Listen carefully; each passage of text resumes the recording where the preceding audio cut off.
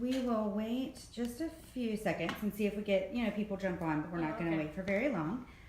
Are you able to find it? It's loading. There it is. Okay, perfect. All right, so my name is Hillary Highslope. I'm the executive director in the back that you can't see of the Clewiston Chamber of Commerce. And we are excited to bring you this year's candidate forum for the Hendry County School Board seats for Districts 4 and Districts 5. On the camera right now, you can see Stephanie Busen, the incumbent, and the challenger, Mercedes Perdomo Reese. So we're excited to have them here. In the background, we have our candidates for District 5 that are going to quietly wait their turn. But just a few housekeeping items that we want to touch on. A few things that we expect of our viewers. I feel like I'm talking to you guys, We do expect our viewers to treat one another and our candidates with respect. Anyone who is making inappropriate comments to one another or is making inappropriate comments that are in direct reference to our candidates will be blocked from the page, from the live feed immediately. We're not going to give out warnings. We're not going to throw yellow cards. It's a red card and you're gone. We expect and we welcome your questions for our viewers.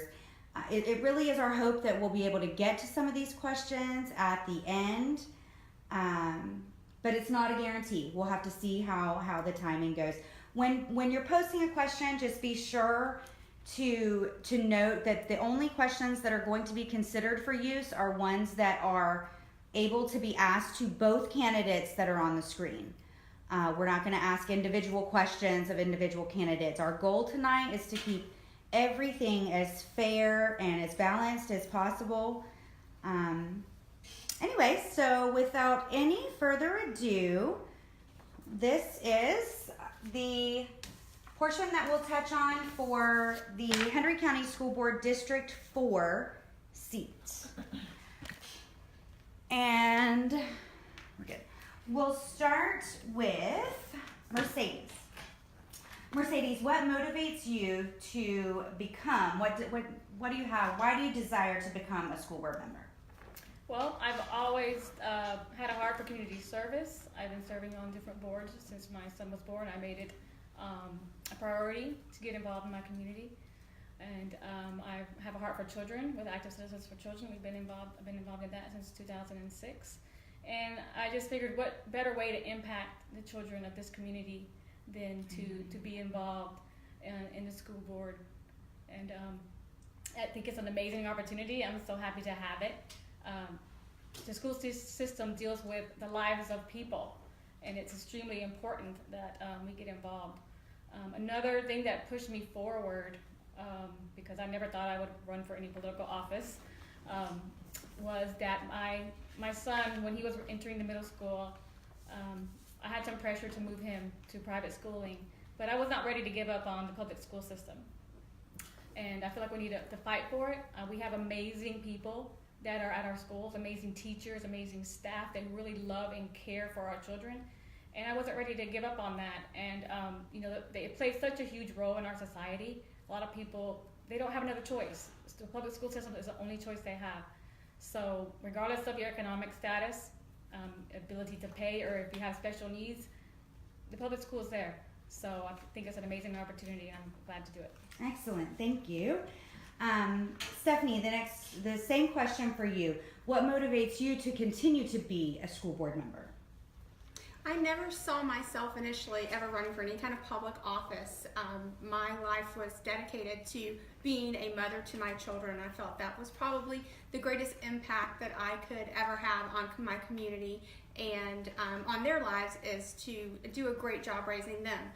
And as circumstance would have it, I ran across some challenges, and it really required me to dig in as a mother, and it really required me to self-educate and to learn how to help my own children.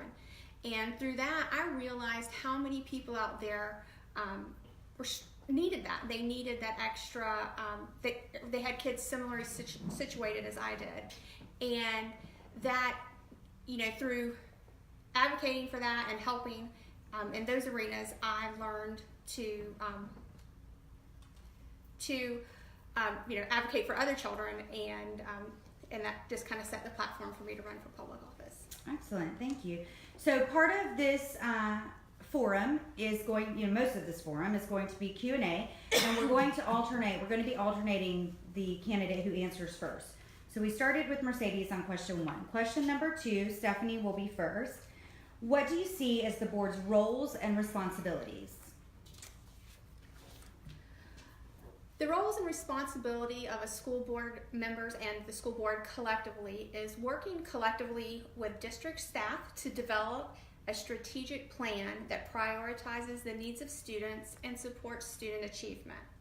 It's also to work with district staff to develop a budget that accomplishes the goals of the strategic plan, and as well as provide financial oversight, as well as create and pass policies that create safe learning environments, support student achievement, and ensure best practices, as well as evaluate the superintendent and school board attorney annually, engage in the legislative process, and serve as a communication bridge between the district and the community.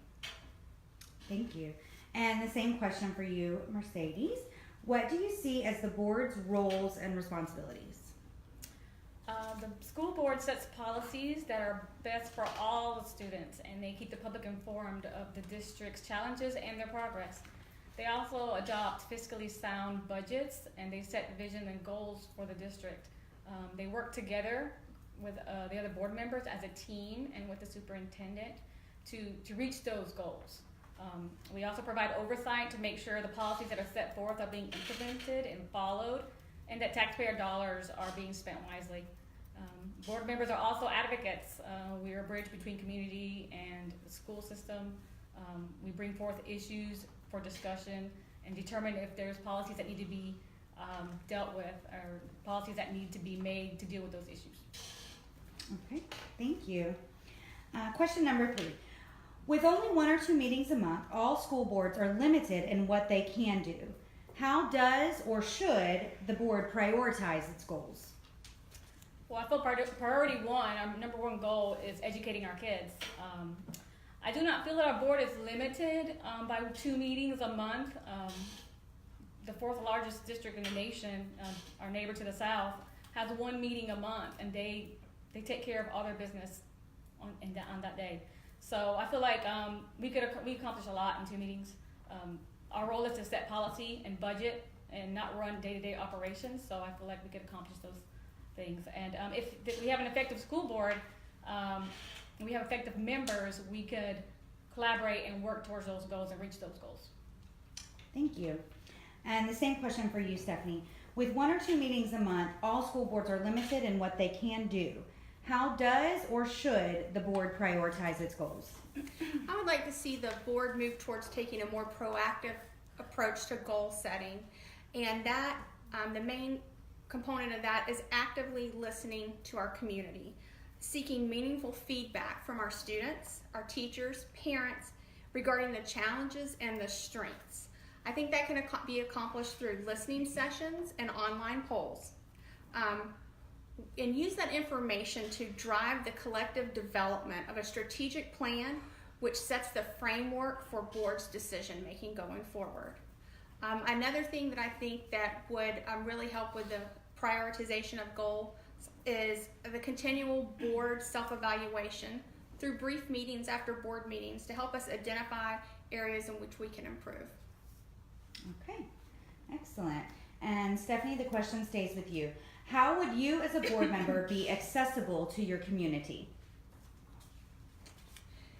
Accessibility was one of the areas that I ran on in 2014, and one of the things I am most proud about is being the first elected official in Hendry County to create and maintain public social media platforms, because that seems to be a preferred method of communication with the community. My family can tell you I take phone calls from 7 o'clock in the morning to 10 o'clock at night, and I have an open door policy at my home or for communication wherever someone may find me. I'm also active in the community through organizations like the Rotary Club, the Chamber, and I make it a priority to be highly visible on school campuses and at school events, so that creates the opportunity for accessibility and conversations within the community. Okay. And the same for you, Mercedes. How would you as a board member be accessible to your community? Well, I think today with all the technology, we're beyond accessible with emails, texts, phones that never leave our side, Facebook tweets. There's never a time that I cannot be reached. I work from 8 to 5 at the same place, Monday through Friday. I work for a family who's very civic-minded, and they would not mind if someone wants to come visit with me. I have a conference room that we can speak at, and we can discuss any issues that you're having. They're welcome to call me at any time. With approximately 60% of our population coming from Spanish-speaking homes, we have parents who can't communicate with board members at this time. And communicating with parents is key.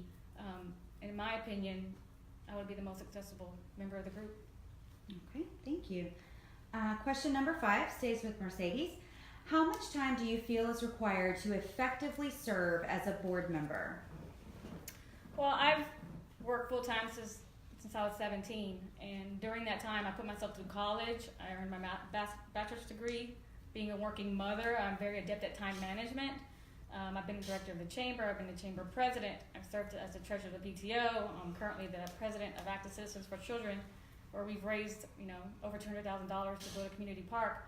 And I take this very seriously, and I make time for what is important, and this is extremely important to me. And a school board member should be accessible, they should attend all the meetings, and they should be a conduit between the constituents and the superintendent. And if you wish to have a full-time position, communicate with staff daily, then this is not the position, but there's always plenty of time, and there's a lot of time has to go into it. Okay.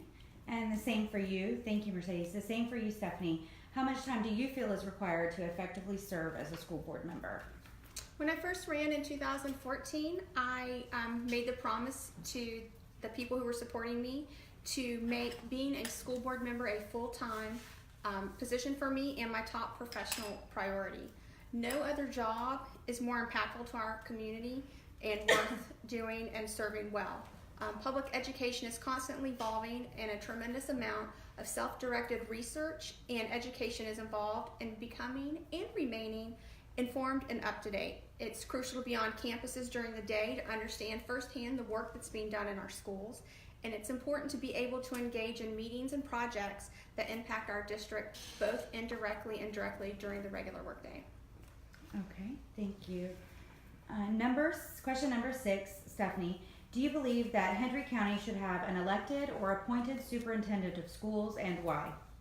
I'm a proponent of an appointed superintendent based on the fact that of the 50 states in the United States, only 2 permit the option of counties, the individual counties, being able to elect their superintendents. In Florida, the requirement for an elected superintendent is to be 18 years old and eligible to vote. This superintendent serves as the CEO of your organization, of your school district, and Hendry County School District is the 2nd largest employer in Hendry County. The purpose of a board in relation with that structure is to hire, evaluate, and terminate, if necessary, their CEO. And that is not the case when you have an elected superintendent. The appointed structure not only creates an improved system of checks and balances, it benefits superintendents by insulating them on certain level of politics so they can focus on results. Okay, thank you. And Mercedes, the same question. Do you believe that Hendry County should have an elected or an appointed superintendent of schools, and why? Well, currently we elect our superintendent, and we're not unusual in this. Out of 67 counties, 41 of us, we do elect. The ones that hire are mostly your larger districts. There are the pros and cons to this. As a candidate for a school board, hiring a superintendent would give us the ability to remove a superintendent if they weren't following policies or carrying them out. Do you want 3 politicians, hiring or deciding for you? Should we take that away from the voters? Like I said, it's not a perfect system. The larger districts can afford to pay the high salaries that would attract nationwide attention and candidates. We're a small district, and we're not there yet, I believe. With that being said, I do feel like it's possible that we could elect competent professionals within our county. Excellent, thank you. Number 7 stays with Mercedes.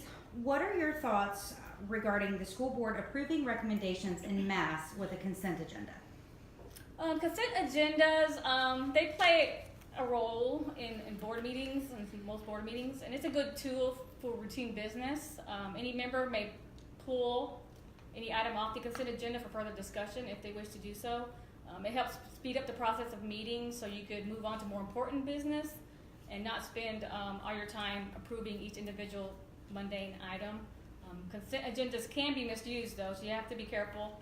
And it is the board member's responsibility to read that consent agenda and review any financial items, for instance, and make sure those items have proper oversight. Okay.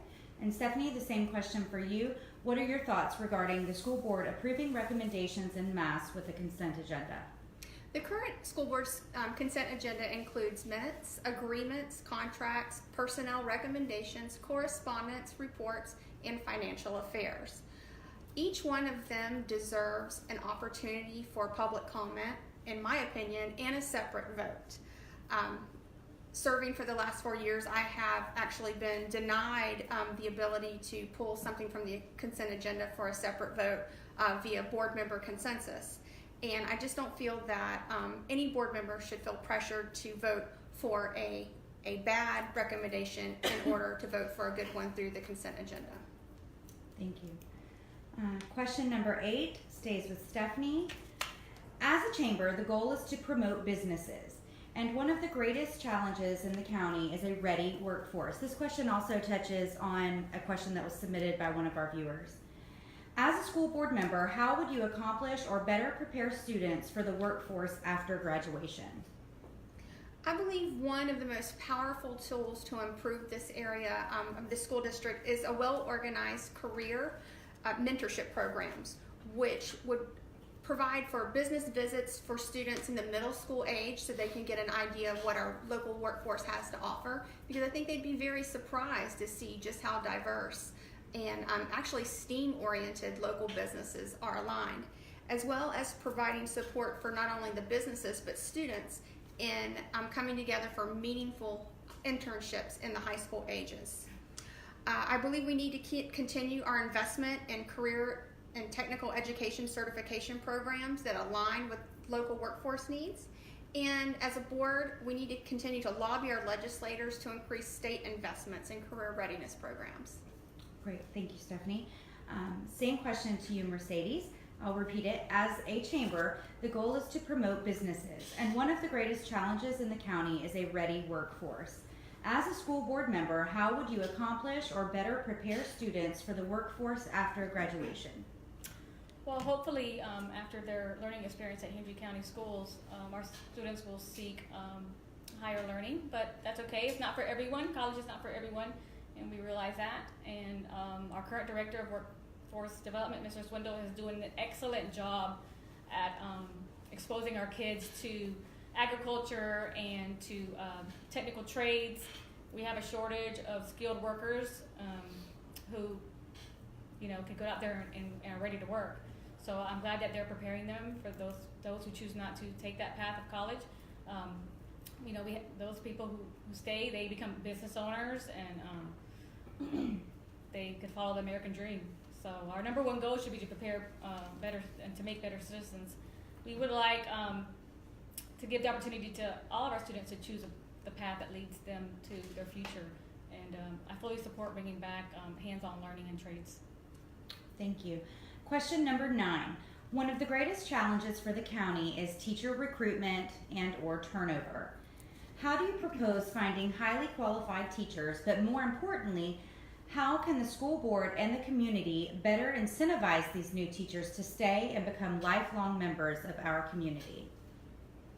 Teachers are the most important people in the building. We need highly effective teachers in our district. We shouldn't be losing our teachers to neighboring districts. We need to work hard to make sure that our teachers are happy here. We need to do better for our staff and be strategic where we put our resources. An increase in compensation would help tremendously. We need to be competitive with our wages. We also need to provide them support and opportunities to grow.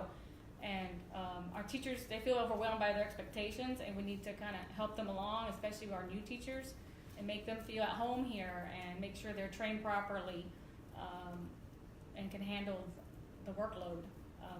We also should partner with different community members to offer housing and affordable housing to keep them here. My goal, if elected, is to solicit entities and try to form corporate partnerships to improve the lives of our teachers. Thank you. Same question for you, Stephanie. One of the greatest challenges for the county is teacher recruitment and or turnover. How do you propose finding highly qualified teachers, but more importantly, how can the school board and the community better incentivize these new teachers to stay and become lifelong members of our community? In regards to recruiting them, we need to really focus on the areas, especially up in like the Pennsylvania area, where they have lots of teaching colleges and not very many teaching jobs. That's the initial part of recruitment. But when we're looking at us in comparison to our surrounding more urban counties, being a rural county, we will always struggle to create the local required effort and property taxes that often feed the coffers that are allowing these larger counties to pay their teachers more. But we can be competitive with our neighbor Heartland area districts. We have to look for ways to set Hendry County apart, and one of those is something that we've already engaged in with an invitation to negotiate, is exploring district teacher housing. And another thing that I think would be a big draw would be to provide subsidized childcare for teachers. We also need to reach out for community buy-in to sponsor monthly teacher socials and facilitate support networks with community and faith-based organizations to help provide that family structure and support system here in Hendry County. Thank you. Question number 10 stays with Stephanie. On teachers, quality teachers are crucial to the continued betterment of the Hendry County school system. How can a board member best support our current teaching staff? Nearly half of Hendry County's instructional staff has 0 to 4 years experience. We actually have the lowest average teacher experience in the entire state.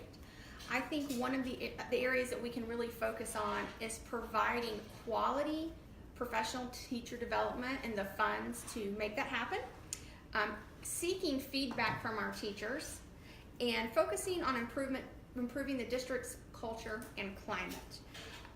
It's important for us to defend their autonomy to teach as opposed to test prep, and insulate them from Tallahassee politics, as well as to provide resources to address behavioral and mental health problems within their classrooms.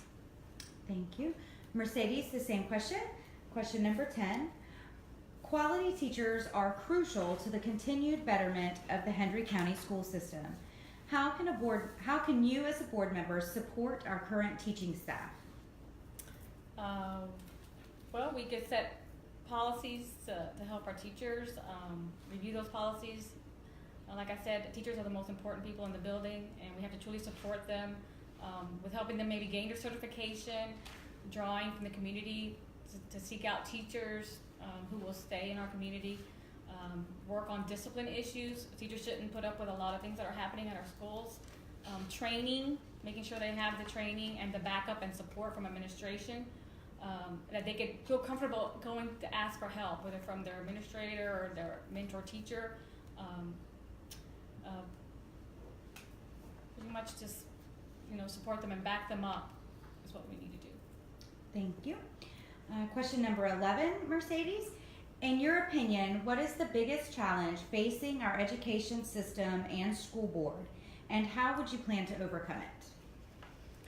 Right now is the issues of teachers and retaining them. I know we already talked about this in some depth, but that's a huge challenge, and not only for our county, but other counties as well. We need to help them not feel so overwhelmed. And sometimes these new teachers come in and they work a year or two, and they're just so distraught about all the pressure that they're receiving that they choose another career path, and we don't want that. We don't want them to leave the profession altogether. We need good, qualified teachers, and we need to try and, like I said, recruit from within, within our community.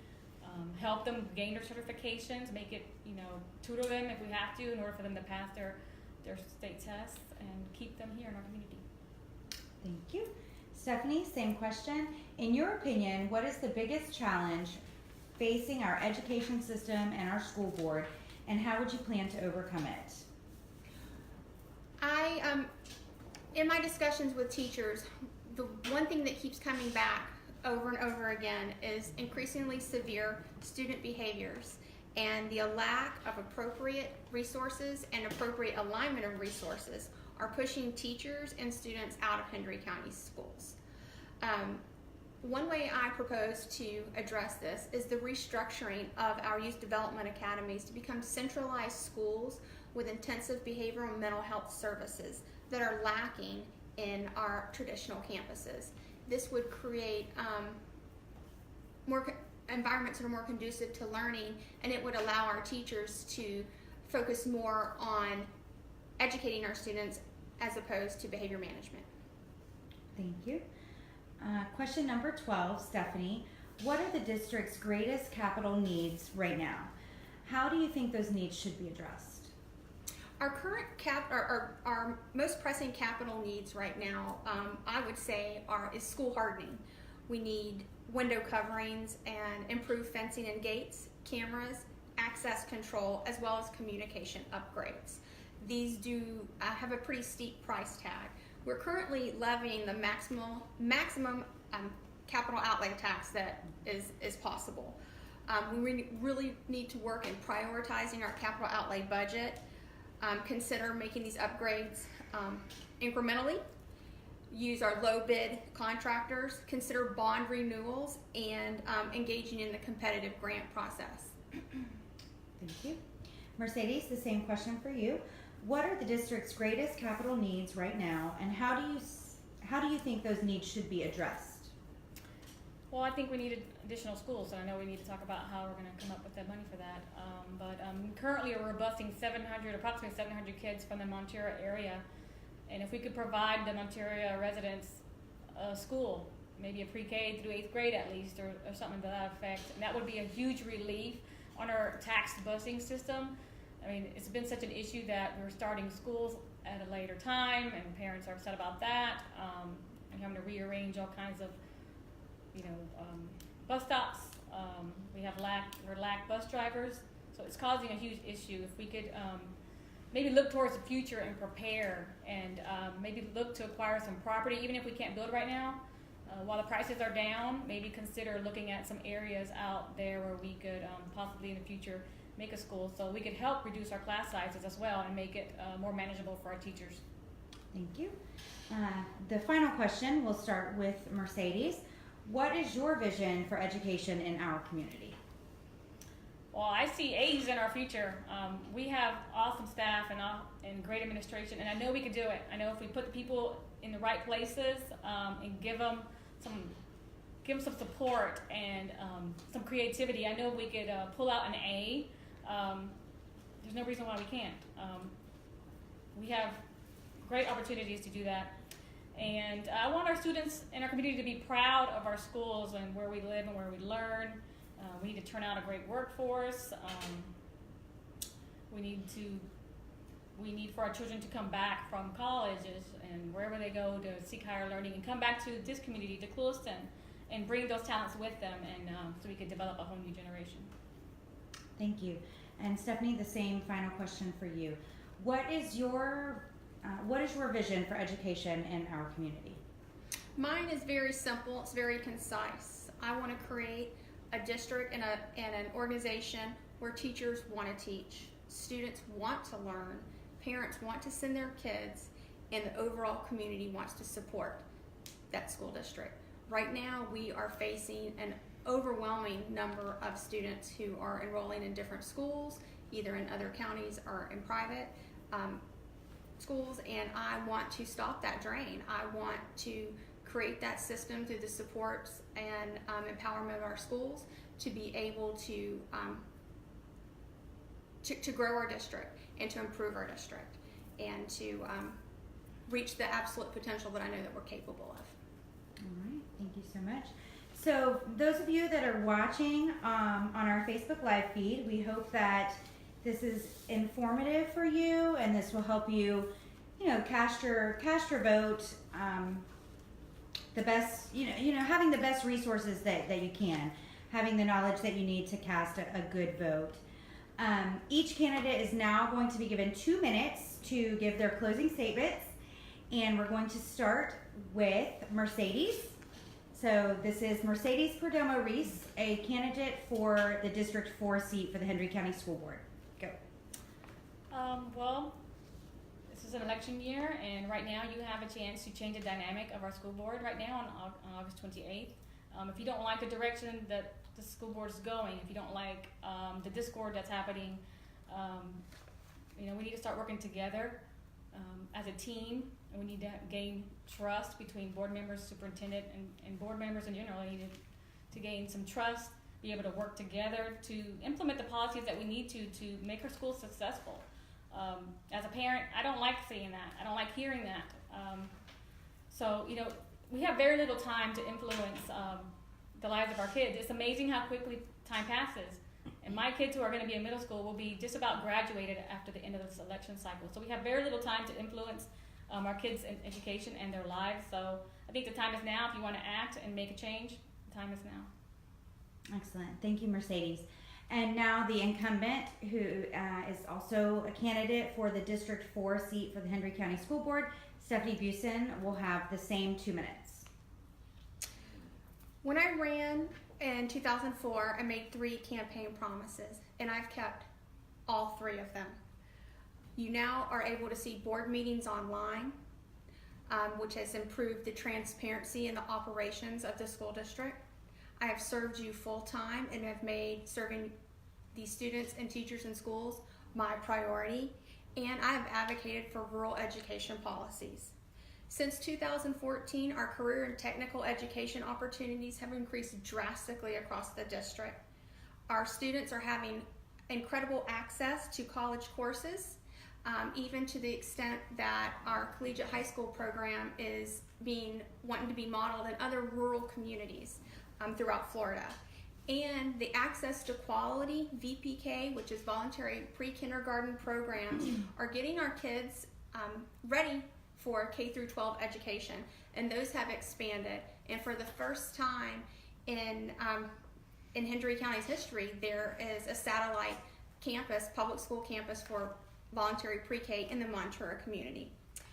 I hope you will agree that I've served you with transparency, integrity, and courage.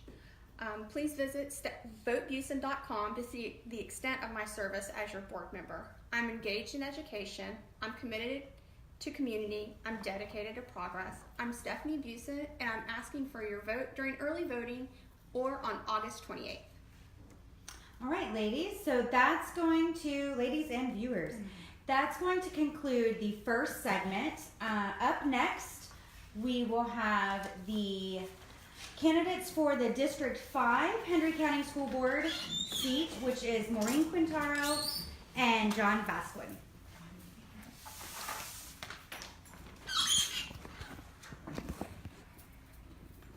So don't go anywhere. We're not finished. Just giving them a second to get settled.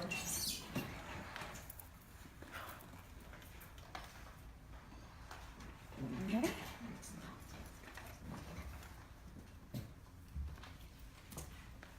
Okay, there they are. Okay, so we have Maureen Quintaro. Correct me. It's okay. Quintero. Maureen Quintero. I'll do my best. And Maureen is the challenger, and John Vasquez here is your incumbent.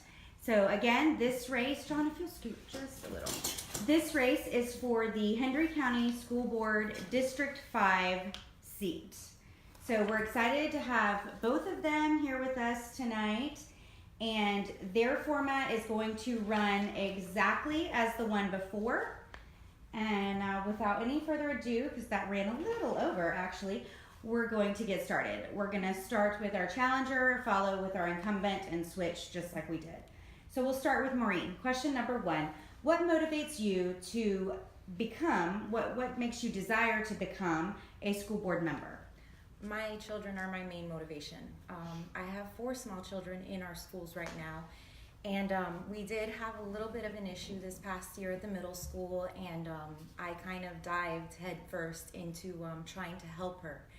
And we exhausted all our options before I had to make a choice that I was truthfully not very happy with by removing her from the middle school. I want to be now an advocate for other people who maybe don't have a voice in our community and need that voice. Thank you, Maureen. And John, the same question. What motivates you to continue to be a school board member? Well, what motivates me is seeing our teachers and our schools celebrate together as when their students in their schools do well. You know, they celebrate, and that's just energizing to see them do well and watch them celebrate that. And when we launch new programs like the Collegiate Academy, and when we not only do the Collegiate Academy, but you know, like the vocation stuff, we've expanded some of our vocation, and we continue to expand our vocation, which I'm a big advocate for. That just really gets me fired up to see those kind of things happen. With our Collegiate Academy, you know, they told us we wouldn't have 14 kids show up. I think we started with like 47. We have 33 kids on track to graduate with their associate's degree at the end of this year, which is phenomenal. So that really fires me up. So. Thank you. And the question stays with you, John. What do you see as the board's roles and responsibilities? Our primary job is to set policies and procedures and to approve the budget and watch the spending. But as board members, we're more than just that. We're parents, we're business owners, we're teachers, we're people who care about our kids, our teachers, and our schools. So we as board members need to be looking and thinking about ways we can better support and improve everything that we do. That's already working in our schools. You know, we don't need to try and run the school. That's the jobs of the superintendent and our staff. Okay. Maureen, the same question for you. What do you see as the board's roles and responsibilities? I believe that board members should be setting goals and visions for the district, adopting policies that give direction to the district, and oversee budget, its balance between the district priorities and academic achievements. Thank you. Question number 3 stays with Maureen. With 1 or 2 meetings a month, all school board members are limited in what they can do. How does or should the board prioritize its goals? We should be staying engaged with our community in different events throughout the community that are available for all of us to attend, as well as speaking to parents and teachers. Keeping an ear to those things kind of makes you proactive before things happen. Okay, thank you. John, the same question. With 1 or 2 meetings a month, all school boards are limited in what they can do. How does or should the board prioritize its goals? Yeah, we meet 1 or 2 times a month on most occasions. Like last month, this is 4 meetings in a row we have met. So it is more than just 1 or 2 times a month sometimes. So, you know, some people don't know that. They think we may just sit back and relax or whatever until the next board meeting. But that is not always the case. You know, when things are brought to us, we get on the phone, we call the superintendent. I've spoke with him, I don't know how many times, till 7, 8, 9, 10 o'clock at night trying to resolve some issues. So that's some things that we need, you know, as board members, we're not just sitting back waiting and not doing anything. We are active in the community, helping people out with problems and trying to get things solved for them. Thank you. Question number 4 stays with you. How would you as a board member be accessible to your community? As the other 2 candidates have already said, this is a technology world we live in. As school board members, you get an email address from the district. So that is something with the iPad that we have, and so I'm always accessible by that. We do check that on a regular basis. Plus I have a business with a business email address, business phone numbers, my home phone, or hey, come by the house. I'll be happy to talk to you like I've had candidates, you know, or some of my people do in our district. It's in my neighborhood. They've come by and immediately picked the phone up and started calling right then and there with them to try to help them get issues resolved. Okay.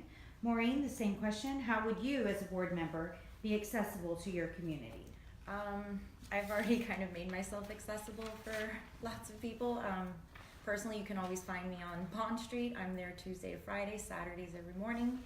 I'm always available between emails, texts, social media, however anyone feels the need to reach out to me. I am completely comfortable and available to accept that. Okay, thank you. Question number 5 starts with you, Maureen. How much time do you feel is required to effectively serve as a board member? It's a full-time responsibility.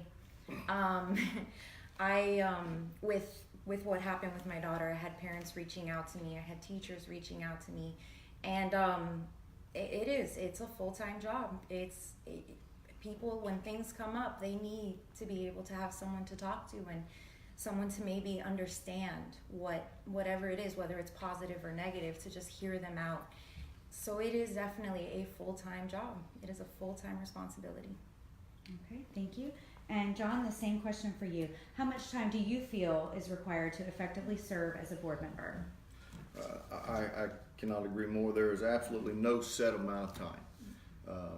Between going to the board meetings, going to executive sessions after the board meetings, to going to conferences in Tampa that we have to go to learn more about what we're doing, to our training that we need to do every year that is state mandated for our ethics trainings, to make sure that we're not acting the fool in front of people and just Don't being do it here. wrong. So, and then that's just that side of it. Then you have people that you're trying to help and work with that are always, there's always somebody out there that needs some help or some guidance that may not know quite how to get answers to their questions or know who to go see.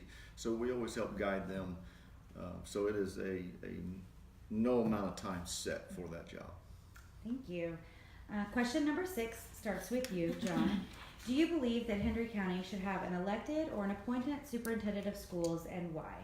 I don't know on that one. I have mixed emotions on that. Okay. I see the pros and cons in both. And I know with an elected superintendent, the board really has no control, per se, over the superintendent. We can't tell him what to do or where to go or how to do it. We can't control his money, though. So we can cut him down if our superintendent, I don't mean a superintendent. We can stop him that way. That is the only control the board would have over him. But then again, on the other side of that coin, if we have a superintendent that is appointed by the board or hired by the board, if you get the wrong board in there, they could actually drive superintendents away. And so then you start running into contractual issues. You might start costing the district a lot of money because now you're having to pay out contracts and things of that nature. So it is a double-edged sword on that. But I do believe you get the right superintendent in there, and he'll work with the board whether he's appointed or elected. Thank you. Maureen, question number 6 stays the same for you.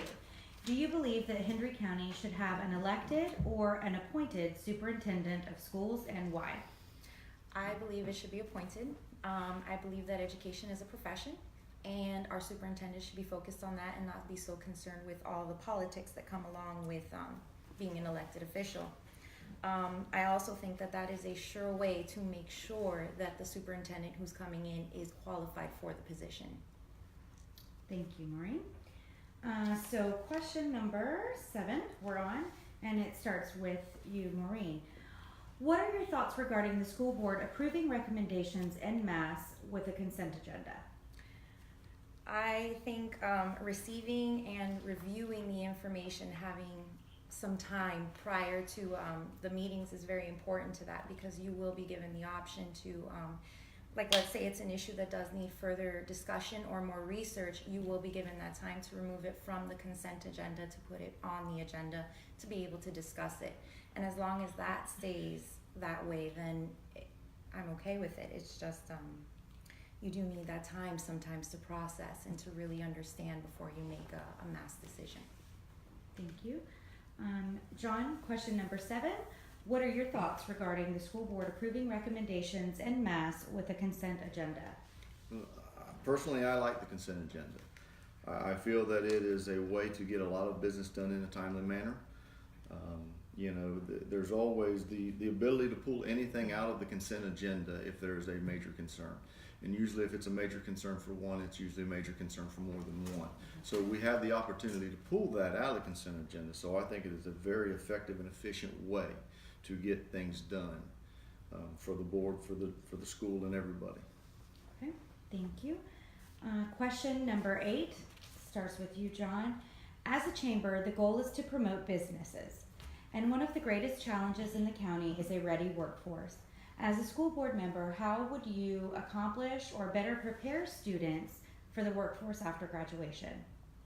Well, honestly, I feel that our schools are already doing a good job of preparing our students for the workforce after graduation. But I mean, you look at the last 4 years, and we've started the Collegiate Academy in the last 4 years. We've expanded our vocational training, and I've already been in talks with USher several weeks ago about them coming on board and even expanding some of our other operations even a little bit farther, and maybe putting some incentives out there and doing some things like that with some other corporations and businesses to help, put that carrot out there per se for the students to go after. Okay, thank you. Maureen, same for you. Question number 8. As a chamber, the goal is to promote businesses. Our goal is to promote businesses. And one of the greatest challenges in the county is a ready workforce. As a school board member, how would you accomplish or better prepare students for the workforce after graduation? I think we need to bring back shop class and home ec at the high school level and start preparing these kids for real life. Not every child is meant to go to college, and there's absolutely nothing wrong with that. While I love the Collegiate Academy, maybe a dual enrollment for kids who are not looking for a 4-year college or university, where they can start some sort of training program prior to finishing up, as well as leadership programs that involve the local businesses and schools to encourage these kids to go out and be leaders in our community as well as in their lives. Thank you. Maureen, question number 9 stays with you. One of the greatest challenges for the county is teacher recruitment and or turnover. How do you propose finding highly qualified teachers, but more importantly, how can the school board and the community better incentivize these new teachers to stay and become lifelong members of our community? It goes back to housing. We have limited housing options to offer our teachers coming in, so they may fall in love with the area but then can't find a place to live. So we do need to kind of start thinking of those options, as well as encouraging our high school students that are graduating and looking to become educators to come back to our community because they're already used to it. They already love us. So if there's encouragement for them to come back and there's a place for them to live and help their families grow the same way that they grew with us, they'll want to come back. They'll want to stay here with us. Okay, thank you. And John, the same question. One of the greatest challenges for the county is teacher recruitment and or turnover. How do you propose finding highly qualified teachers? But more importantly, how can the school board and the community better incentivize these new teachers to stay and become lifelong members of our community? I'm gonna beat the same drum as everybody else. I mean, It's okay. We know our priorities here. teachers are a big priority statewide. They are hard to come by. There's no secret. There is a shortage of teachers throughout the state. The state doesn't make it any easier for our teachers to get their credentials and everything else. We've run into some problems with that. But I believe that, like my daughter, my daughter graduated Clewison High School. She grew up in the community. She has a passion for working with children. So she currently is enrolled in college, and that is what she wants to do. She wants to work with kids. So I think we need to look to our school system and start trying to grow them within, grow them from home, and start encouraging them. Hey, teaching is a good career. You can make a great living doing that and affect a lot of kids' lives. Okay. And since we're already talking about teachers, John, quality teachers are crucial to the continued betterment of the Hendry County school system. How can a board member best support our current teaching staff? Well, I would make the suggestion that there's a couple of different ways that we could do so. We can grow our own teachers again, but not only growing them from our students, but we could also look at our paras. There's programs, and I've learned this in Tampa at some of our conferences, that, talking to other people, that you take a para and promote them and try to help them get their degree, but you offer them a comfort. Say, hey, you know what? If you don't make it, you still have a job as a para. Promote our substitutes. Ask them, hey, is this something you might be interested in doing? You're subbing. Let's take that next step. Let's help them make the next step. Thank you. And Maureen, the same question for you regarding teachers. Quality teachers are crucial to the continued betterment of the Hendry County school system. How can a board member best support our current teaching staff? I think we need to be accessible to our teachers and listen to what their concerns and their needs are. I think some support would go a long way. Sometimes just that encouragement and that acknowledgement and that help does make them feel better and more secure. Thank you. And we stay with you, Maureen. Question number 11. In your opinion, what's the biggest challenge facing our education system and or school board, and how would you plan to overcome it? I think we all need to be united. I think we're a little divided right now. I think the school board, superintendent, and administration and teachers all need to be united. Sinking ship doesn't really go anywhere, but a team working together keeps a boat afloat. A lot of open communication and setting similar goals, but working together and communicating is a big part of that. Thank you. And John, the same question for you. In your opinion, what is the biggest challenge facing our education system and or school board, and how would you plan to overcome it? Well, our schools face a lot of challenges in today's societies. I mean, from violence to racial discrimination to gender identity problems. There's just a lot of different things that our kids deal with that we didn't deal with back when we were kids. So as board members, and even more so as parents, I feel that we need to help our kids and step in with our kids and take responsibility for our kids and their actions, and not blame things on our school system so much and say, oh, the teachers are this or the administrators are this. We need to step up and take a little responsibility, because one thing that I personally would never do is walk in and look at a student or a teacher that has been teaching my student and say, not my kid. My kid would never do that. No, I need to stand behind them and say, hey, you know what? You say my kid did it, then we need to get to the bottom of it and figure it out. So we need to take a little more responsibility as parents, I feel. Okay, thank you. Question number 12 stays with John. What are the district's greatest capital needs right now, and how do you think those needs should be addressed?